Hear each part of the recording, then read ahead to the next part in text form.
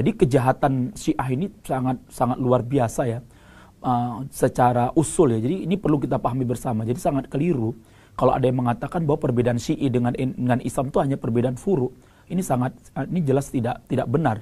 Kita bisa lihat di dalam akidah mereka, dalam buku-buku induk mereka, bahwa seperti Al-Kafi, dalam Al-Kafi, kemudian Tahdhibul Ahkam, At-Tahdhib, kemudian Man la yahdurul faqih, kemudian Al-Istibsar, ini adalah buku induk mereka. Jadi kalau kita ingin mengetahui akidahnya Syiah, usul Syiah, itu baca buku 4 ini. Jadi jangan baca dulu bukunya Jalaluddin, kemudian bukunya Dina Sulaiman, itu masih itu sudah banyak takiyahnya, artinya mereka menutupilah. Tapi kalau kita ingin tahu bagaimana usul Syiah yang sebenarnya, baca 4 buku ini. Al-Kafi, kemudian At-Tahdhib, kemudian Man la yahdurul faqih, sama satu lagi tadi adalah Al-Istibsar. Ini yang harus kita paham bersama. Dan di sana nyata ya, bagaimana keyakinan mereka ini yang sangat luar biasa ya. Bagaimana kemudian mereka ini kan yang paling besar kan mereka ghulat ya. Ghulat terhadap sahabat Ali bin Abi Thalib. Yang mana mereka menempatkan sahabat Ali bin Abi Thalib ini sama sebagaimana orang-orang Nasrani menempatkan Nabi Isa ya, pada manzilah ilahiyah. Ya, pada manzilah ilahiyah. Dan sejajar dengan Allah. Dengan sejajar dengan Allah. Bahkan mungkin lebih daripada Allah. Atau jangan-jangan mereka menganggap Allah itu adalah Ali kan itu kan, ya, sejajar dengan Allah kan itu. Dan itu bisa kita lihat bagaimana mereka mengatakan bahwa Ali itu adalah interpretasi Tuhan di muka bumi, macam-macam lah kan itu kan. Bahkan nanti di hari kiamat itu nyata dalam Al-Kahfi itu bahwa Ali bin Abi Thalib itu nanti di hari kiamat adalah qasimul jannah wa qasimun nar ya. Jadi sahabat Ali itu adalah orang yang nanti akan membagi siapa yang berhak masuk neraka dan siapa yang berhak masuk surga. Itu ada di tangan Ali. Bahkan mereka mengatakan Ali ini mengetahui perkara yang gaib ya.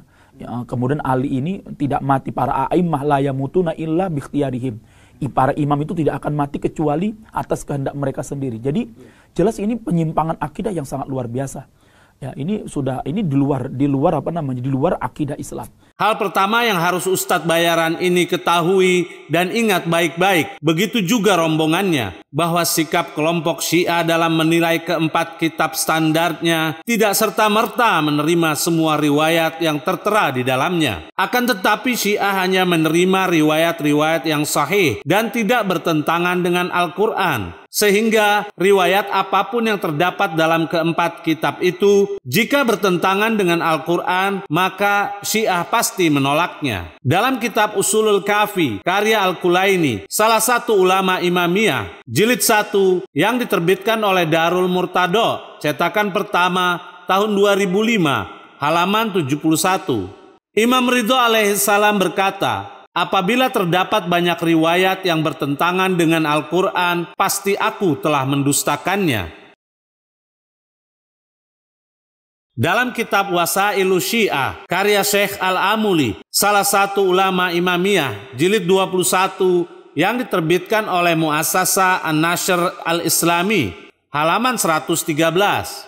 Dari Ayub bin Al-Hur, aku pernah mendengar Aba Abdillah alaihissalam berkata, segala sesuatu dikembalikan kepada Al-Quran dan Sunnah, dan segala hadis yang tidak sesuai dengan Al-Quran adalah kebohongan.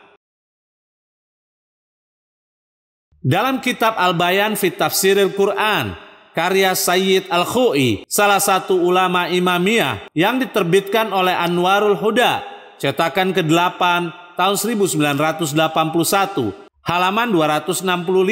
Sayyid Al-Khu'i berkata, riwayat mutawatir yang memerintahkan untuk mengembalikan kesahihan khabar kepada Al-Quran, apa-apa yang bertentangan dengan Al-Quran, maka lemparlah ke dinding, dan para imam tidak mengatakannya.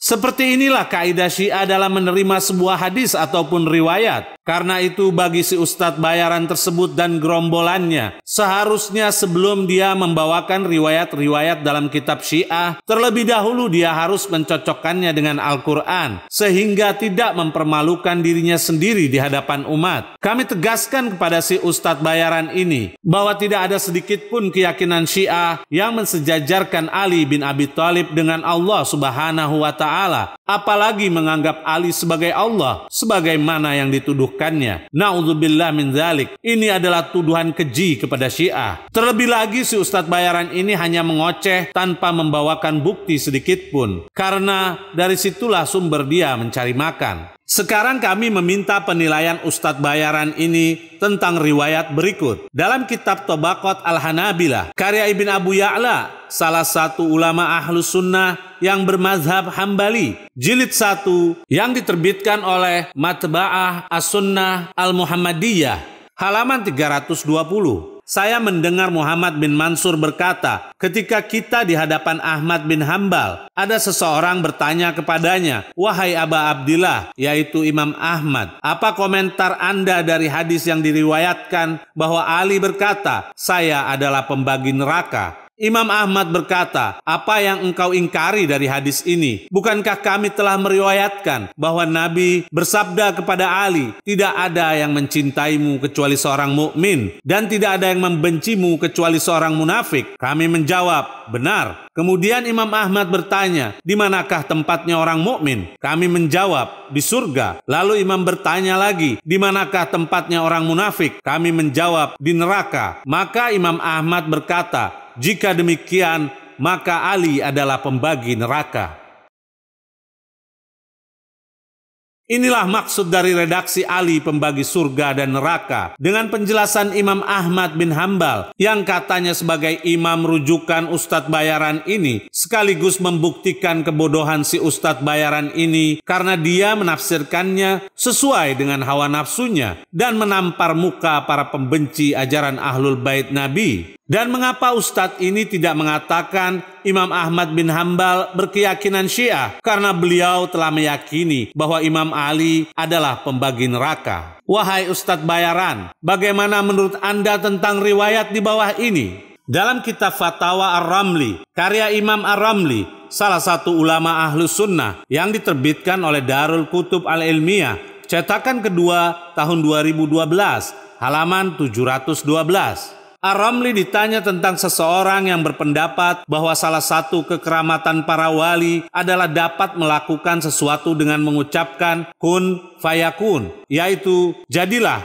maka jadi. Lalu pendapat orang tersebut dilarang, bahkan orang itu mengatakan barang siapa yang mengingkarinya, yaitu kekeramatan para wali, maka akidahnya telah rusak. Apakah yang dinyatakannya itu benar atau tidak? Ar-Ramli menjawab, apa yang dikatakannya itu benar. Kami tegaskan, apa yang dikatakannya itu benar, yaitu seorang wali berkata kun fayakun. Karena karomah adalah sesuatu yang di luar kebiasaan, yang mana Allah menampakkannya di tangan walinya. Dan para imam telah berkata, apa yang bisa menjadi mukjizat untuk seorang nabi, bisa pula menjadi karomah untuk seorang wali. Tidak ada perbedaan antara keduanya.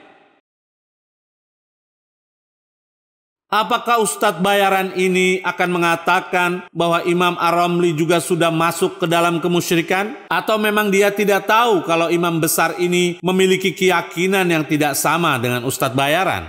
Dalam kitab Majmu' Al-Fatawa, karya Ibn Taimiyah, salah satu ulama rujukan kelompok Wahabi yang diterbitkan oleh Kerajaan Arab Saudi, jilid 4, halaman 377. Ibn Taimiyah berkata, telah datang di sebuah riwayat, wahai hambaku, aku mengatakan kepada sesuatu kun fayakun, yaitu jadilah maka terjadi.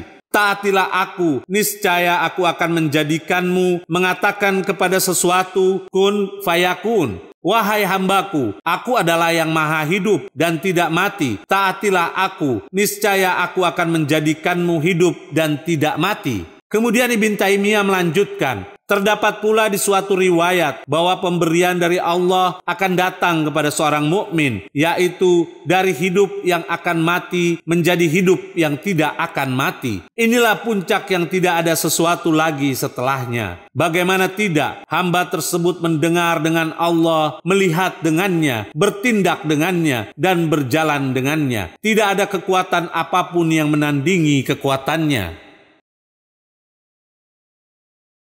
Kami yakin riwayat yang dibawakan oleh Ibn Taimiyah tersebut tidak pernah diketahui oleh Ustadz bayaran ini, padahal dia mengaku sebagai pengikutnya. Karena itu, bacalah kitab para imam Anda dulu, baru mengoreksi pernyataan ulama lain. Perlu si Ustadz bayaran ini pahami bahwa ilmunya Ali didapat dan diwarisi dari Rasulullah, dan ilmunya Rasul Shallallahu Alaihi Wasallam bersumber dari Al-Quran. Dalam kitab Mustadrak ala Sahihain, karya Al-Hakim, salah satu ulama Ahlus Sunnah, jilid 3 yang diterbitkan oleh Darul Kutub Al-Ilmiyah, cetakan kedua tahun 2002, halaman 136. Hadis nomor 4633. Dari Abu Ishaq dia berkata, aku bertanya kepada Qasam bin Abbas, bagaimana bisa Ali menjadi pewaris Rasulullah, bukan kalian? Dia berkata, karena beliau orang yang pertama mengikuti Nabi dan yang paling lekat dengan Nabi daripada kami. Al-Hakim berkata, hadis ini sanadnya sahih dan keduanya, yaitu Bukhari dan Muslim, tidak mengeluarkannya. Pada catatan kaki, Az-Zahabi berkata, sahih.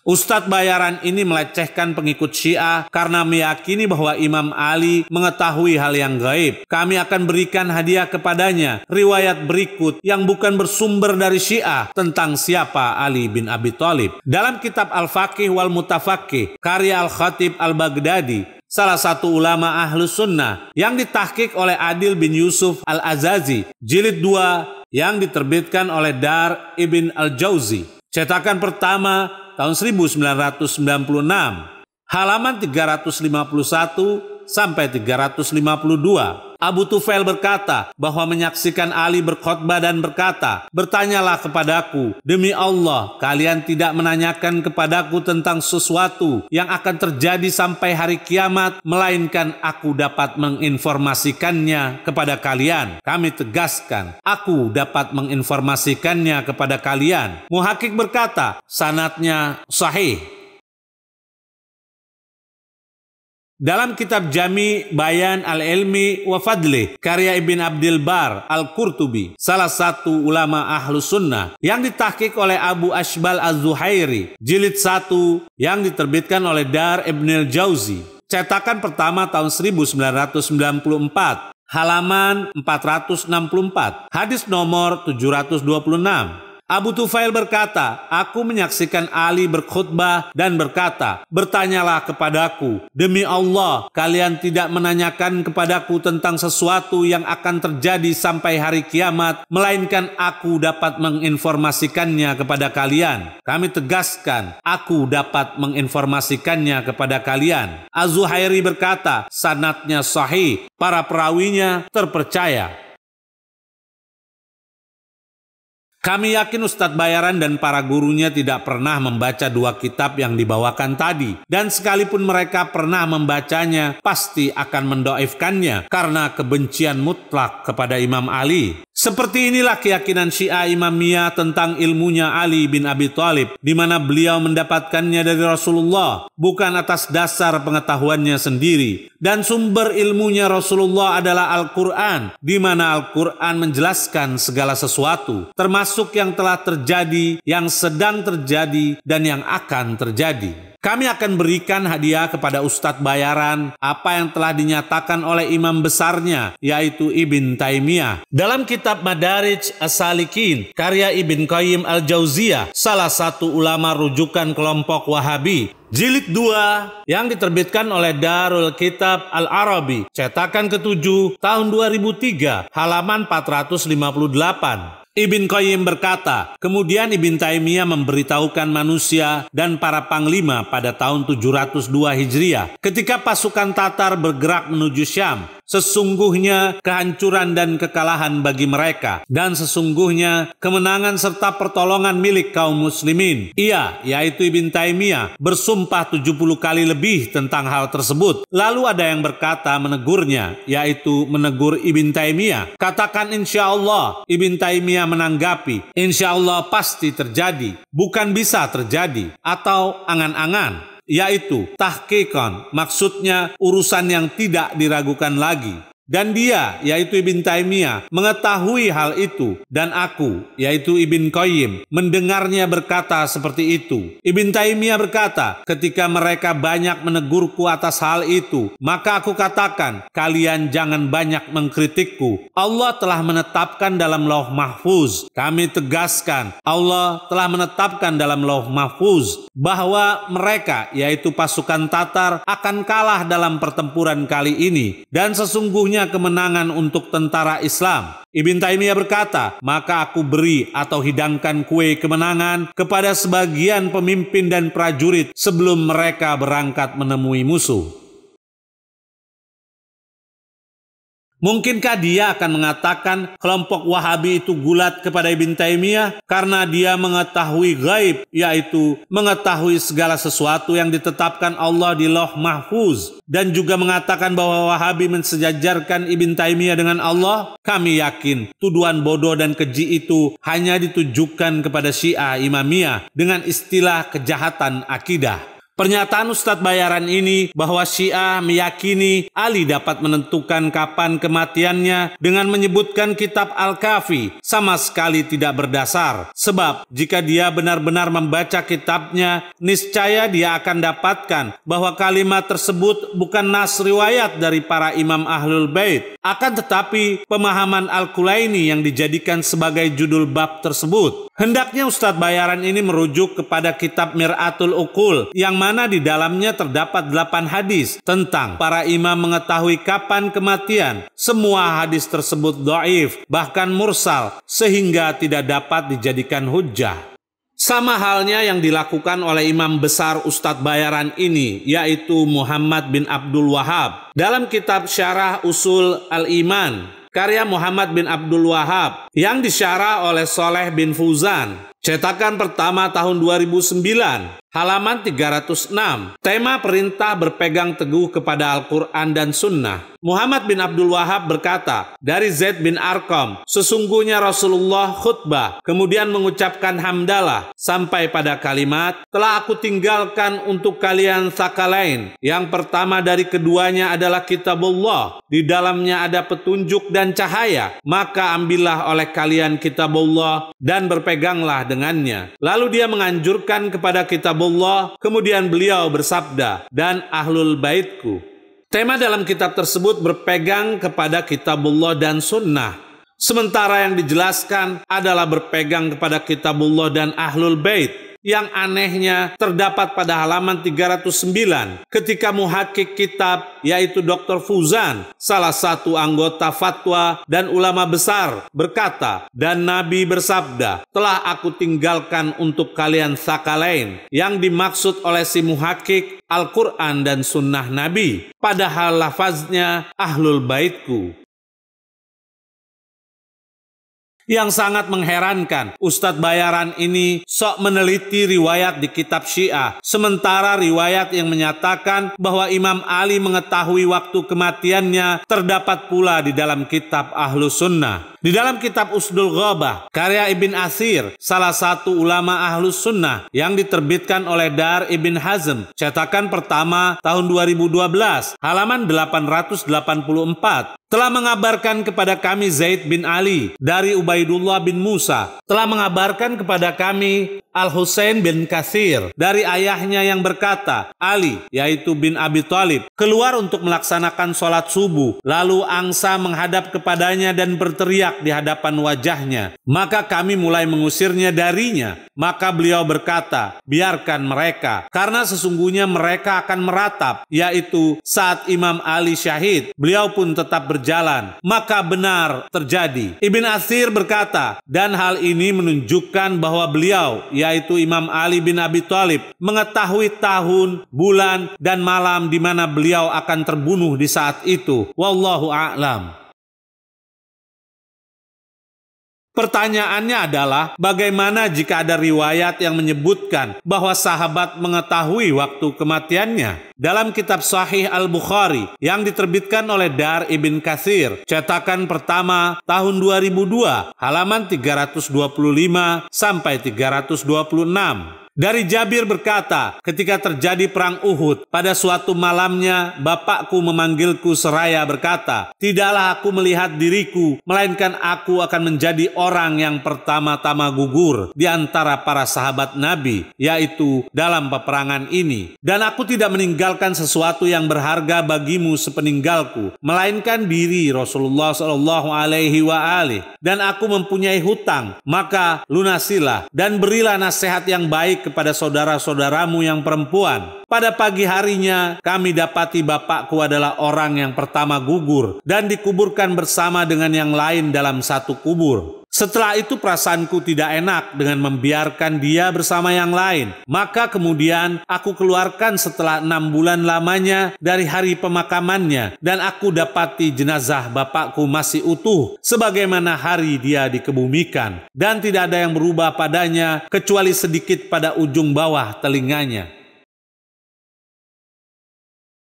Hadis ini membuktikan bahwa sahabat Nabi dapat mengetahui dan menentukan kapan waktu kematiannya. Kira-kira berani kasih Ustadz bayaran ini mengatakan kejahatan akidah kepada Imam Al-Bukhari? Sekarang kami minta tanggapan Ustadz bayaran ini tentang riwayat di bawah ini. Dalam kitab Manaqib Al-Imam Ahmad, karya Ibn Al-Jauzi yang diterbitkan oleh Hijr, halaman 607, telah mengabarkan kepadaku Abu Bakar bin Makarim bin Abi Ya'la Al-Harbi. Dia berkata, telah datang pada beberapa tahun hujan yang banyak sekali sebelum memasuki bulan Ramadan beberapa hari. Pada salah satu malam Ramadan, aku tertidur. Aku melihat di mimpiku seakan-akan aku mendatangi kubur Ahmad bin Hambal sebagaimana kebiasaanku. Aku menziarahinya dan aku melihat kuburnya amblas ke dalam bumi sebanyak 1 lapisan atau 2 lapisan. Aku pun berkata, hal ini terjadi atas kubur Imam Ahmad karena seringnya hujan. Lalu aku mendengarnya, yaitu mendengar Imam Ahmad berbicara di dalam kubur. Dia berkata, tidak, ini merupakan pemberian dari Allah karena dia telah menziarahiku. Kami tegaskan, dia, yaitu Allah, telah menziarahi kubur Ahmad bin Hambal. Aku pun menanyai rahasia tentang ziarahnya itu kepadaku setiap tahun. Allah Subhanahu wa Ta'ala berfirman, wahai Ahmad, karena engkau telah membela firmanku, maka firmanku tersebut tersebar dan dibaca di setiap mihrab. Kami sarankan kepada para pemirsa, jangan terkagum dulu ketika mendengar ocehan kelompok Ustadz bayaran ini, karena memang mereka dilatih untuk lancar berbicara, namun otak kosong dari pengetahuan.